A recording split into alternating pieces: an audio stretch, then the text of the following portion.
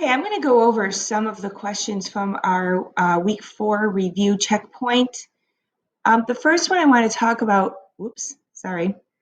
just like in the classroom. So the first one I want to talk about is number 1. Some of you were confused about what a number sentence is. All you need to know is a number sentence is like an equation. It's like a math sentence. Okay, so in this case,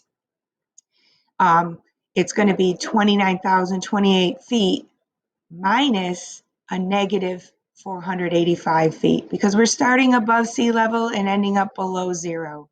So really we end up adding those numbers.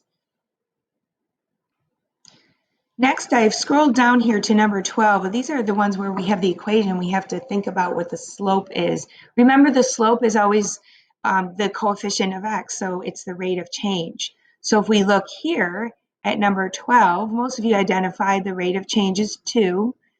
It's positive, so therefore we would have a positive slope.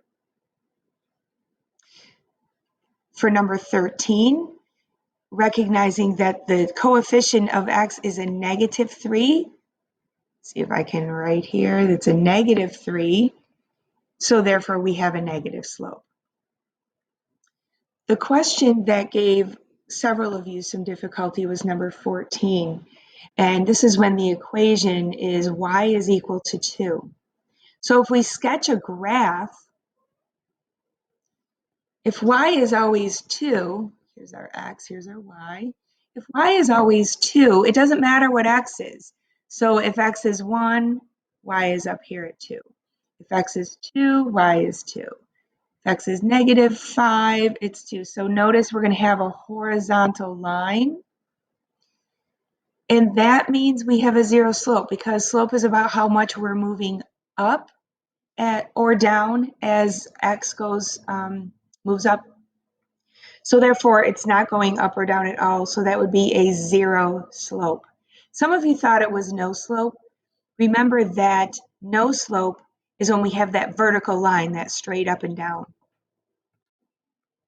Now let's look here at our graph for number 15. These 3 questions required you to find the slope, the y-intercept, and then write the equation. And we'll do that all at once here.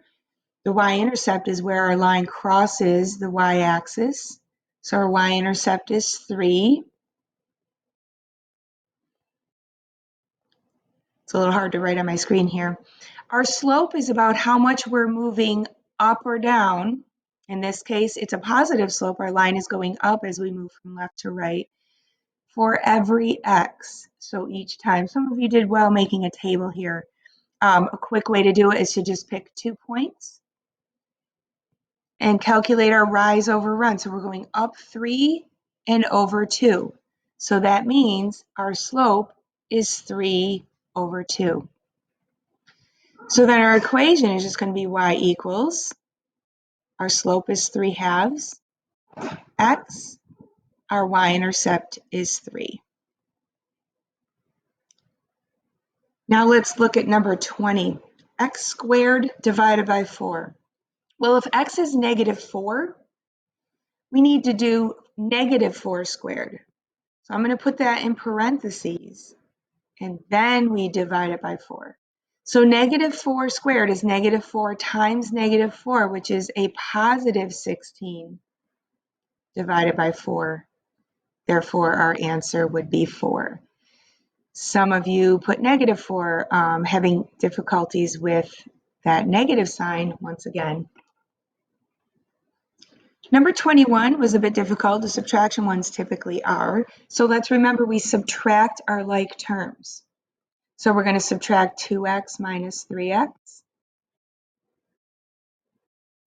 And then we're going to subtract, so we're going to add them together. We're going to subtract negative 4 minus negative 8. This is going to give us a negative 1x plus 4. If you have further questions, please just send me an email. I'll be happy to help.